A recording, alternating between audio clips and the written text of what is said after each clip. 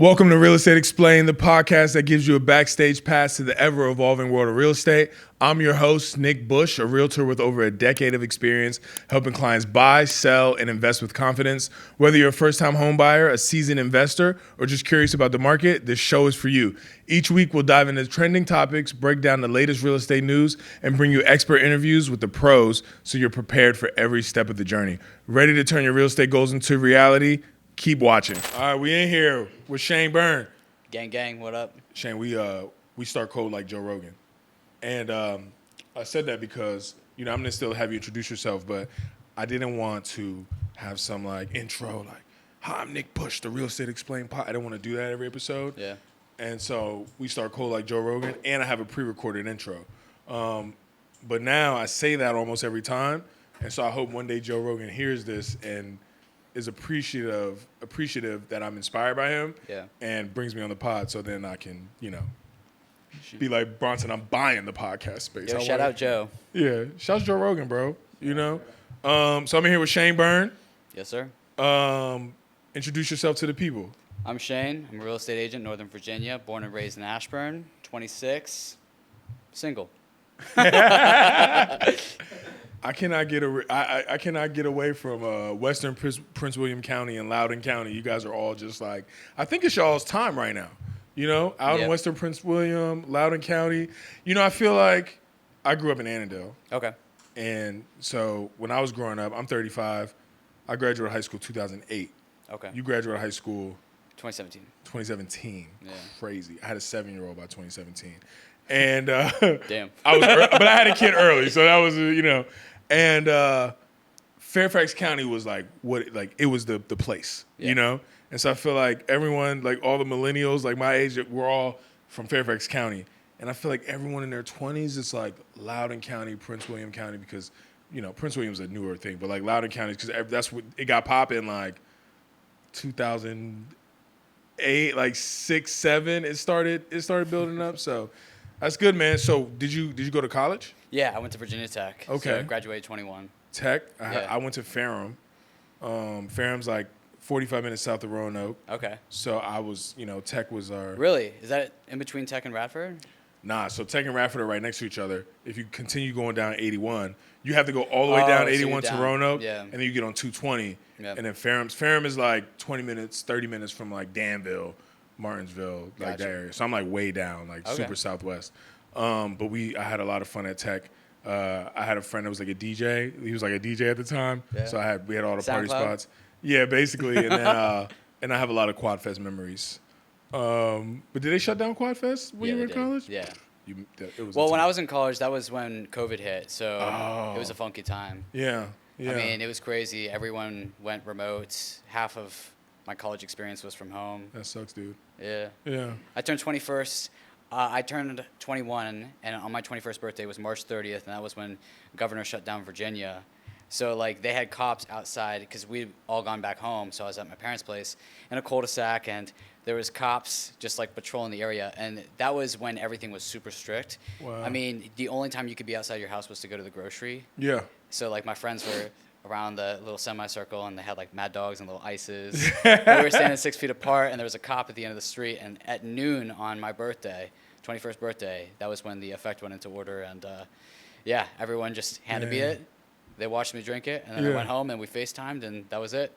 At least your guys celebrated with you. They found a way to celebrate with you. That's tough. But it's just weird times looking back at it, how much they changed. And at that time, it was you're going to die. You're going to be right. Yeah, I mean, it was kind of crazy. Yeah, we're all going to die. Yeah, well, we're here today. Exactly. So you graduated. What'd you study at Tech? So I was pre-law, so wow. criminology stuff, and then I got out. I thought I wanted to go to law school, worked at a law firm, hated it, and then started a little business venture, sold tech to the attorneys that I was working with. That did not work, practically bankrupted myself, got into real estate, and then that's how I'm here. Bankrupted myself in my early 20s. Pretty much. I mean, I say that, but I didn't have any money, and it was amazing experience because I came into real estate with literally nothing to lose. Yeah. So it kind of gave me a hunger and an edge and this mentality that I don't really care. I already lost. What else do I have to lose? So why choose real estate? Multitude of things. One of the investors for the company was a real estate guy, so he pretty much saw what happened and was like, just get into real estate. It's easier. Yeah. And honestly, when he said that, he could have said, go sell tires. And I would have been like, thank the Lord. Like, that's an answer. And then I got into real estate and just took off from there. And you're a year and a half in? Yep. And how's it going so far? Good. So last year I ended around $8 million in sales. Bags. And this year I'm on track to, I'm hoping to do around 12. That's good, man. Yeah. So what is, you're way past, you definitely passed suits, and you're way past, needing to dress up for any appointment. You got the juice. And so when you got it, so a lot of people get into the business and they get on a team or they start solo. I had a conversation with someone who's planning to become a real estate agent. And she was like, hey, should I join a team or stay solo?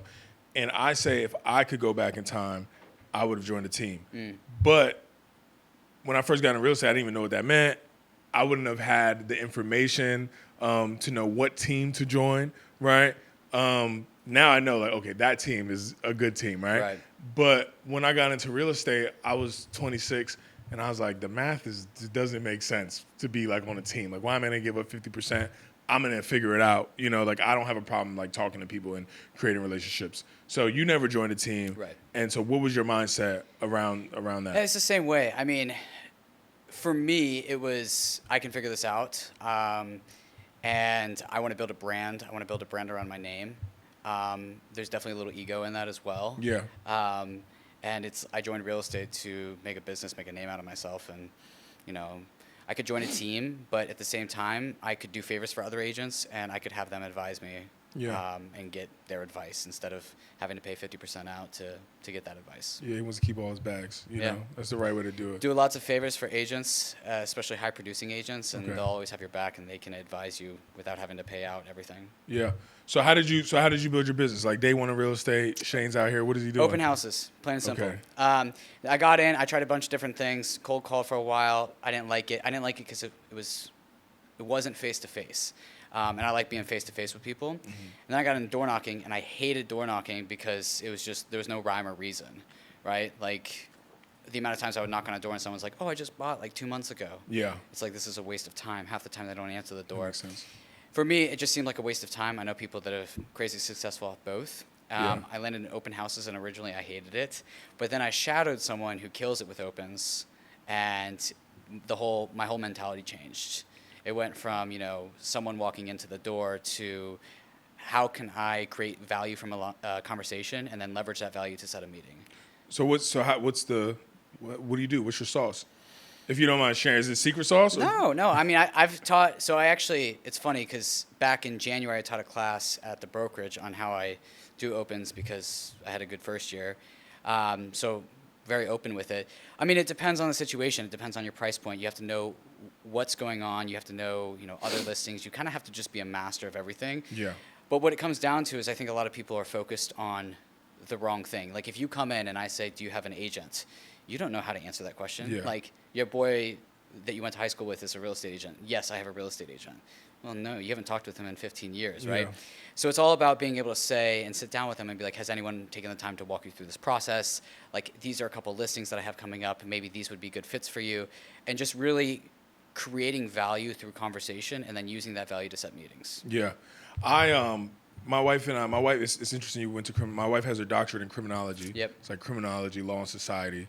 So that's like her thing. And we love California. I was just in LA a couple weeks ago. But we love San Diego primarily. But I was in LA. I love San Diego too. And we had drove up to LA one of the times we were in San Diego. But this time when I was in LA, we stayed there. And I'm like the type of person, I'm like, yo, let's drive through Beverly Hills. Like, let's, drive to Malibu. I do all that. And, bro, it was like Porsches, like Hondas, G-Wagons everywhere, Rolls-Royce trucks everywhere. I was like, they get the money. So I came back. I was like, my wife's name's Lauren. I was like, yo, if we move to Cali, we got to get to San Diego. We got to go to L.A. Like, I need to be around the bag. I need to motivate, right? Like, San Diego, you're just like everyone's quiet, chilling. L.A., you could tell, like, they're still hustling, Yeah. But I tell her, I'm like, look. And so she's always like, well, all your business is here, though. So, like, what are you going to do out there? And I was like, I just 6 months, I do open houses. I'll have a network. I was like, I I do 4 weekend. Like if we really, I was like, I do 11 to 1, 2 to 4, right? And I just do that every weekend for 6 months. And I'd meet a bunch of buyers and I just do buy-side deals and I'd blow up the business quickly, right? Yeah, I mean, all it takes is 6 months of consistency and then you have a pipeline. Yeah. But it's funny, you know, right now I have a buyer under contract, met him at an open, and we haven't even closed the deal yet. She gives me a call on Friday and she's like, hey, my grandma needs to sell. That was great. Boom. That's and great. It's like just going through being consistent leads to more opportunity. Yeah. And as long as the service is there and the value you're providing backs it up, Yeah. then you get referrals, and that's how you build. So then question, so there's, you know, if you're talking to a seller, do I say this to sellers or buyers? But anyways, like you say this to clients sometimes where you're just like, oh, maybe you say it to your buyers, right? Where you're like, oh, you can go to the open house without me, right? Let them know I'm your agent. By the way, that agent, like, they're just doing an open house to get leads, right? And I've even said it to sellers where they're like, do you think my buyer's going to come to the open house? I was like, probably not, you know? And, like, I'm not doing the open house necessarily. Like, a newer agent will because they want to get the leads, right? And so I guess I'm setting up my clients and, like, maybe some, you know, other agents are setting up the marketplace to feel like agents that are hosting open houses, especially if they're not the listing agents, don't actually have the value. They're just there to get leads. So how are you like displaying that value and convincing people of that, like even after the open house, you know, and follow up, et cetera? So 9 times out of 10, when someone walks into an open house, they think I'm the listing agent. Yeah. Like I know it inside and out. I do my homework, and you would be amazed at how many people don't do their homework. Okay. It's as simple as that. Like they don't know beds, baths, but I also know square footage. I mean, you have to know price. You have to know price adjustments. You need to know what's going on in the area. I mean, I will go as far as even looking at for off-market properties. I'll figure out, well, why are the sellers moving? Why did the sellers do this? Why did they renovate? And you tell the story, and then next thing you know, they walk in, and you are the expert. Yeah. All it takes is an hour of homework. Yeah. And that's how you figure it out. I mean, it's talking through the listing agents. And that's it. Yeah, just that's true, bro. You do have to like when somebody walks in open houses, like, how's the HVAC? How's the roof? Yeah. When did they update the kitchen? And if you're not doing any homework, you're just like, I don't know. I'm just like hosting. You can't. Exactly. So like I will know major systems of the house, like roof, HVAC, windows, hot water heater, and if someone walks in, so I've been. One time I went to an open house with a client. You know, you schedule showing and you don't even see there's an open house. You walk in, open house. And we walk in there, and I'm talking with the agent there. I'm like, you know, it's like the 6th showing of the day. I'm like, what's the price on this one? Is this $830? Is this $850? And they're like, oh, I'm just holding the open. I'm like, you're wasting your time. Exactly. Like, you put nothing into this. You don't even know the price of the house. Yeah. So I think that if you do put the time into it, the results do come. So are you more so for people that are going to open houses, do you find they're usually first-time home buyers, second-time buyers? Like, where are they at? Depends on the price. Okay. A lot of the time, I do think that it depends on the price. I think that if you're 800 or under, probably first-time home buyer. But then again, if you're like 1.2 or under in a condo or a small townhouse in Arlington, you're a first-time home buyer. Yeah. So it kind of depends on price and location. Yeah. But it doesn't matter. I mean, I'll tell you, most of my buyers that I work with, I'm 26. Most of them are like in their 40s. Oh, really? And I'm not their first agent. So from being around here, like you're from around here, right? Why not like tap back into like your network when you grew up? You know, like high school and people that are still around 100% here. 100% do. Okay, you do that too. Yeah, no, like I do. They're just 26. They're not ready to buy yet. It's funny. I reach out to them. I'm like, hey, you know, friendly reminder, looking to buy or sell. And a lot of them I'm super informal with. I'm like, yo, let's buy a house. Yeah. Like stop messing around. Yeah. And half the time they're like, we don't even have money to go out this weekend. And it's just like they're not in that phase yet where they're ready. And whether that's financially or mentally, it's like, dude, why don't you come out with us this weekend? Yeah. So that's just not the focus. It's not. It doesn't make sense for you to focus there in your business right now. Exactly. When I first got into the business, I was also 26, and I was like, I should have done more open houses. But I think I was at a brokerage where, so if I could go back in time, and what I tell agents, I'm like, if you want to join a team when you get into the business, join a listing heavy team. So then the team just has a bunch of listings, and you can do a ton of open houses, right? And then if you're not doing your open houses right, like you said, then you kind of burn out. You're just like, okay. And I also tell people, I'm like, do open houses, but you have to follow up with that person 7 times. Right. You know, it's not like a follow up on Monday. You guys, like, you have to be committed to the follow up, right? But I was 26 and I like dumped all my. I was like, yo, Sphere. Like, I know everybody. I'm cool, and I did a lot of first-time home buying seminars, and things like that. I think I would have done that differently though. Yeah. If I can go back in time too. So do you think that? For sellers, and I'll get off the open house topic soon, but like for sellers, do you feel like open houses are valuable? Like, should a seller host an open house? Yes. Why? Access. Okay. So a lot of agents are really, really busy, and they will just send their clients. So like if you have 10 active buyers right now, and they are all needing to look on a Saturday, you're not going to be able to go out. Yeah. So it's really, really valuable in that way because it gives access to them without an agent necessarily having to be there to represent them, number one. But number two, I mean, so last year I did right around 120 opens in total. Wow. Yeah. And then of those 120, there was one where someone came into the house, they loved it, we ended up writing an offer on it, we won, and then turned around and, got the deal done. Yeah. So it does work, but it's just not at this high level percentage that people think it works at. Bro, I remember I was doing an open house in Capitol Hill just like 3 years ago. I was doing an open house in Capitol Hill. Yeah. I did the 11-1, and then the agent who I was cool with, his name was Nick also, he did the 2-4, and a buyer walked in and like was like, I don't have an agent, I want to buy this house, like, can you help me? And he had it ratified in like 4 days. And he knew the listing agent. It was the second week on, and the house was listed at $850.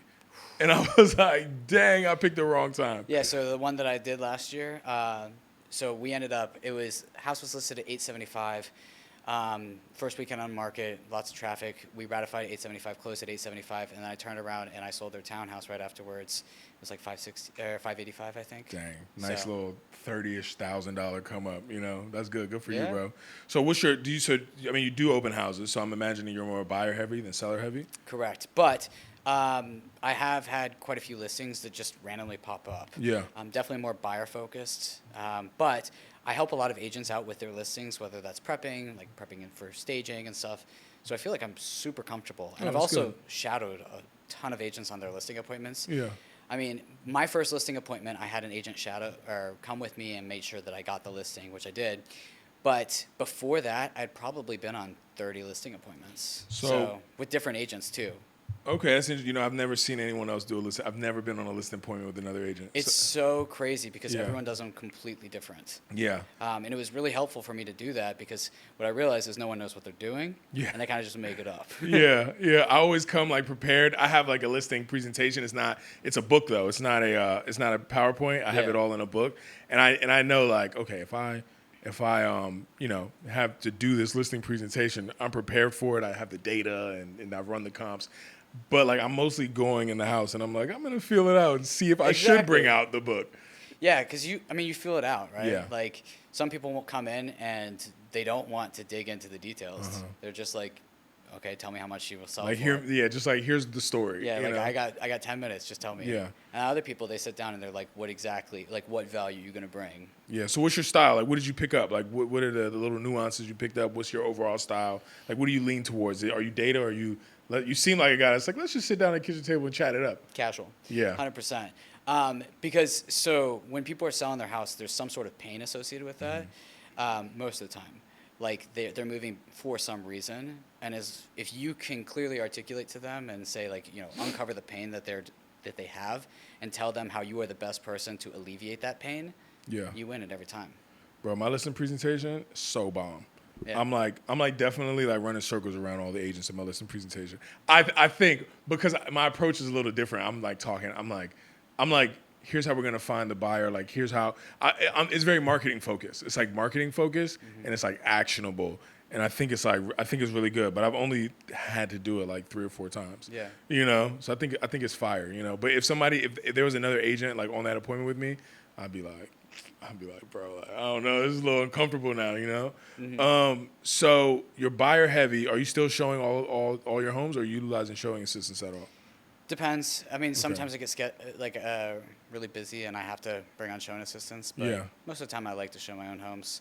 Because right now, it's all about, for me, it's building really, really good relationships. So I want as much face time as possible with those buyers because I want referrals. Yeah. I want to build a referral-based business. I have never taken an online lead. Don't really plan on it. Yeah. And I just want to be in front of my people all the time. Like I literally tell them after we close, I'm like, yeah, it's cute. Like you bought a house, but like I'm not going anywhere. Yeah, I'll like call them sometimes and be great. like, hey, I'm stopping by. I'm taking you guys out to dinner. Yeah, What are we doing tonight? that's It's great, just- bro. Yeah. Yeah, I was buyer heavy for a long time, and like 2 years ago, I was still very buyer heavy, and I started to like hate showing homes. Like now, I have a sphere-based business, and I have like a lot of repeat clients. Like one of my clients bought this year is like the 7th transaction we've done, right? So I'm showing those guys homes, but also I don't have to. I didn't show them all the homes, but like for like because of ability, but I like pick and choose, right? But I like hate showing houses at this point. I'm just like, because I don't know if I'm actually valuable in the house, right? Like I can help kind of like articulate what's happening in the house, what they felt. Hey, you told me you needed this. Is this here? Do you like this color of the floors? Those things. Right. But you're never like selling anybody a house. And I feel like most people know if they want to buy a house like at the door, right? And so I'm like, well, they could just like reach out to me. I already, I can look at the pictures and kind of catch the vibe, right? I don't know if that's like true though. If like I'm not actually valuable in the house, do you feel like you're doing something that's valuable? So I think that a lot of people forget. So you do this every day, Yeah. and you are just very, very casual with the fact that how good of an expert that you are in Yeah. real estate, right? And then people will do this once every 6 years, Yeah. something like that. Maybe not your guy that's bought 7 houses with you, but Shouts to Ryan and Christina. but yeah, most people only do this like once every 6 years, and it's a huge, huge step for them. Yeah. So even though to you it might seem casual, what I've realized is because when I got in, I didn't know anything about real estate, and people just talked to me so casually, and I was like, oh, I didn't know that. Oh, I didn't know that. And as you talk more with real estate agents, it becomes so much more casual, and they Yeah. forget, like you forget the value that you bring because you do this every day. Yeah. And a lot of these people, it's like once to 6 years, and they need recaps, they need refreshers and That's true. stuff. But I mean, for the most part, I do think that there's certain value. I think when you have like 8 showings for the day, like that's the worst because it's almost impossible to like, call the listing agent beforehand, figure out, do you have offers for every single one? Like what's the deets behind You're the house? going in like when you're showing houses, yeah. 100%. Like I'm trying to bring as much value. I'm trying to shock these people because a lot of these people, like my people are open house people, so I'm competing for business. True. And it's not like we have it. Like we just met, and I feel like I could get fired. Because they're going into houses all the time. They're shopping open houses, so they're just. I mean, like, I mean, I'm typically competing against like 3 or 4 agents. That's interesting. Yeah. Yeah. That's interesting. I never thought about it like that. Like you are kind of still in that interview and tell, so you have to have all of that information. And I think that's what open house people want to know. They're just like, what's going on with this house? Right. It's just kind of like, I'm big on, I'm like showing houses, and then I'm like, we will get the information on the one that you actually like. One time I showed 11 houses in a day. Never will do that again. But I Do you was cap your buyers exhausted. at houses? Like, will you say we're only looking at X amount of houses? No, I don't cap them, but I do set the expectations. So in my buyer's presentation, I'm like, hey, look, and it's the truth. I'm like, most of my clients find the house that they want to buy either the first time we go out, like 90% of the time, the first time we go out, and the other 10% of the time, maybe it's like the second or third time. And so I'm like implying that like we're gonna go out and we're gonna find this house, right? But the reason that happens is because, I mean, if it's July and if you want to buy it next week, then like we're out, we're like shopping for stuff, right? But a lot of my buyers are like, okay, you reach out in the second quarter, you might be buying the third quarter or the fourth quarter, so like a quarter or two away. And so you got the auto search, you got like the stalking period when you're looking at what they like and you're sending houses back and forth. So by that time, we've already figured out what you're looking for, right? And so the handful of houses, the 3 or 4 houses that we're gonna go see, we know that like these are real options. And so for me, it's not necessarily like we're gonna cap you at a certain house, but if you told me you want to live, like Ryan and Christina did this, right? They've just bought a house in Vienna, so they were looking at McLean, Vienna. They go to Congressional, so it was important to be close to there. But they live in Shirlington, right? Well, they lived in Shirlington. They sold their townhouse, and so my guy Ryan, he sends me a house in Arlington. He's like, because we weren't finding anything in Vienna, and he sends me a house in Arlington. And he's like, let's go see this. I was like, but it's in Arlington, and he's like, okay, you're right. We don't want to live there, right? And so I will guide. I think that there are agents that are just like door openers, Right. but it's like, no, you have to guide your people because if I was like, yeah, let's go see the house in Arlington, they might have been like why is he even letting me do this? Like after the fact, you know? So do you cap or are you? I cap. You cap. Yeah. What's the cap? So it depends on how early they are in the process, price point, and also like the inventory Hold on, you cap that day or you cap in general? per day. So Okay, per day. Okay. yeah. So I mean, I won't let my buyers go see 10 houses. Like if they send me 10 houses, I'm like, we're not looking at all 10. Yeah. And I'm like, pick your top 4. And typically, it's pretty easy for them to pick the top 4. Yeah. And then I'll go through the other 6, and I'm like, did you actually want to see these? And they're like, well, not really. Yeah. And it's like, okay, then we're only going to look at these 4. Exactly. So I will chisel them down because I'm not going to waste my time looking at houses that they don't actually want. Exactly, yeah. Yeah. And if they do want to go look at those houses, then there's open houses. Yeah, same. Yeah, you have to be the expert, you know, and you have to be like, yo, like you don't even want that house for real. Like you remember when you told me this, and you have to let people, and I think that you know people get stressed. Like when you're like, yo, let's see these 10 houses. You're definitely just like window shopping, or maybe you're stressed, right, and you're just throwing them out. And I think that people do that subconsciously. They're just like, Shane will help me narrow this down. Right. So what do you think's happening in the market like locally right now? Like how are you articulating the buyers and sellers? So I think that it's a funky market. I think there's a lot of inventory, and I think there's a lot of crappy inventory, and I think that that's kind of throwing everything off because inventory's up, but I mean I was talking to an agent the other day, and they listed they wrote an offer 300,000 over ask. Yeah, they lost. 300 over. They lost. Where's the house? Reston. Okay. They lost. And it's like, if you have a crappy house, it's not during the COVID era. Like, you can't just put it on the market now. Yeah. So it's even more value proposition to listing agents. You can't just list a house. Like, you're going to have to prep it. Yeah. But if you have something that looks good, presents well, it's priced right, it flies. Yeah. And it's funny because I've got a referral right now down in North Carolina area, and the markets are just so different. I mean, everywhere you go, the markets are drastically different. And they're like, we have buyer concessions. I might be able to get you rent back. Yeah. And it's up here. I mean, if the house is priced right, there's buyers that will easily give, 45, 60-day rent backs. Yeah. And it's like, no problem. And it's just right now, if it's priced right, if it looks good, if it presents well, it sells.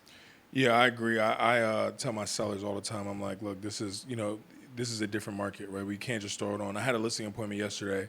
I have the listing already, but she's clearing out. She's downsizing, right? And she has the red paint.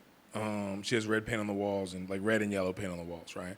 And I told her, I said, look, I had to learn this the hard way with a past seller that was selling. She was downsizing also, and she had painters coming over to get the house ready, and she had in the basement, her walls were red, right? And this was like, it was like right before COVID, but this is like in Springfield. I'm like, this is a very attractive, neighborhood. It's not going to be a big deal. Buyers will be down to do that project. And buyers were not down to do that project. Right. And all of my feedback came about, like, people were like turned off by the basement, right? They're like, this basement is a project. And I was like, oh, paint is a project for people. And so I was telling my seller yesterday, I was like, look, everyone is going to give feedback about this paint. Like, you should paint this, and they're not going to paint. But I was like, you should definitely paint this. We're going to, like, this is going to be a problem for people. And I'm like, because one, like, this is an immediate project, right? And buyers just want to be able to move their stuff in and not have to paint until they want to paint. Right. And so you need this to be one color, right? And then her husband was like, yeah, but if they're talking about the paint, that means they're interested in the house. And I'm like, yeah, but they're going to talk themselves out of the house because they have to paint, right? And I knew, I was like, this is not connecting the way, like, they just don't want to do that project. And I'm like, all right, like, we'll see, but you do have to have, your house has to look like solid on the market right now. And I tell my sellers, I'm like, and buyers, I'm like, look, they're like, is it a buyer's market, seller's market? I'm like, the reality is the cream of the crop is selling in one weekend, potentially 300,000 over list price, right? Maybe not that. And they're crushing, and the crappy houses are sitting, And so I think, like, sorry. So yeah, I think you totally have to get your house ready. But real quick, Bronson just reset the cameras. He has the Movement Mortgage merch.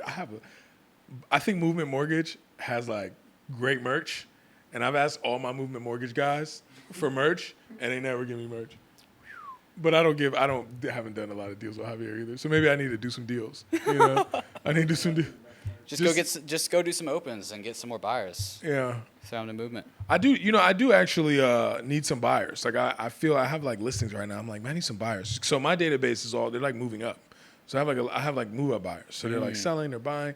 But I was like, man, like I probably had like a 2-year window where I'm going to eat off of this, and then it's going to be everyone's in there like forever home. And people will always make moves, right? But I'm like, man, I need a pipeline of buyers right now so that they can be ready to sell in like 3 to 4 years. And I was talking to my lender on the way down here. He's like, yo, let's do some home buying seminars, which is like, you know, he has like some like marketing, like we're gonna like drive a bunch of traffic. And I'm like, yeah, let's fill up the pipeline with buyers. But I don't love showing houses, and so I'm trying to figure that out. I really want a dedicated showing agent, but there's the relationship aspect too. So I like first-time home buyers. They're like low-hanging fruit, I guess. I don't like that term. I don't want to call them that. They're just like in the market, right? But there will be a lot of there will always be first-time home buyers. You know what I mean? And so I'm like, you need to do first-time home buyers. But you know, I'm 35. Always, you know, I think to myself, I'm like, yo, when I'm like 40, if I'm like 42, like I can't be like rolling around with like some 26-year-old. Like being like, yo, let me help you buy your first house. This is like how I think about it. So I'm like, list side only, you know? So. No, I feel that. Well, it's funny. So I got, since you hate showing houses, I got invited I know. down. Like, by the way, like if you want to buy a house, I will show you the house. Disclaimer. It is just it is one of the things I delegate, you know? I like to delegate. I got invited down to Miami a couple months ago, check out the real estate market down there. Yeah. And I've got a friend down there that's selling pre-construction, and if you're in real estate, I would 100% check out different markets because it's insane just the difference in what real estate looks like down there versus up here. I mean, so they sell renderings. They don't show. It's all renderings, and half of it's over Zoom. Yeah. Buy side down there, 7%. 7% on the buy side? Oh, that's sweet. I'd show houses for 7%. I'd be like, let's do it. You know, whenever I'm in a different area, whenever I travel, I always go to open houses. Yeah, 100%. Yeah, I'm like, let's check. My wife is like, she's like, what are we doing? I'm like, let's go see the houses. And then she's usually, we're not seeing like a beater, right? So I'm like, let's see, this house is dope. Let's go check it out. Right. And she's usually into it, but she's definitely humoring me most of the time. So it sounds like you have a little network around the country, right? Yeah, I'm trying to grow it. And is that intentional? Oh, 100%. How are you doing that?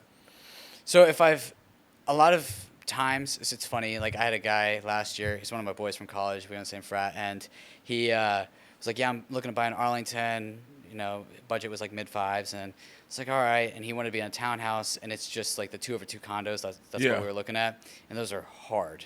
Like it is just super competitive to stay under like the 550 mark. And then he hits me up and he's like, yeah, I'm moving down to Florida. I'm like, oh, all right, word. Like, I'll set you up with an agent. Yeah. And then, so it's like situations like that where that happened. I had the guy that I'm helping move up from North Carolina right now. His son walked into an open house in Burke. And I followed up with his son for 8 months without him responding. Wow. Without him responding. Because we had a great conversation. And like, I'll do funny shit where I just like humor myself. Yeah. And I'm like, I'll send them handwritten cards where I'm like, just FYI, I'm not going to stop following up with you. Yeah. Dash Shane, Merry Christmas. That's great, bro. Because it's fun and it's funny. And they actually get responses. And he responded to my Christmas card and goes, LOL, you're like persistent as shit. Yeah. And then he goes, 2 months later, like, of course, no response. I was like, oh, yeah, man, like, let me know when you're ready to buy. No response. And then a couple months later, he reaches out to me and he's like, hey, like, probably not looking to buy anytime soon, but my dad's moving up. I'm like, all right, cool. Set me up. And it's, you know, just weird situations like that where that's happening. I've helped a couple people move down in Florida, set them up with referrals. One guy in Arizona. And, yeah, right now I'm also trying to kind of branch out because I know a lot of agents that get a lot of business from referrals.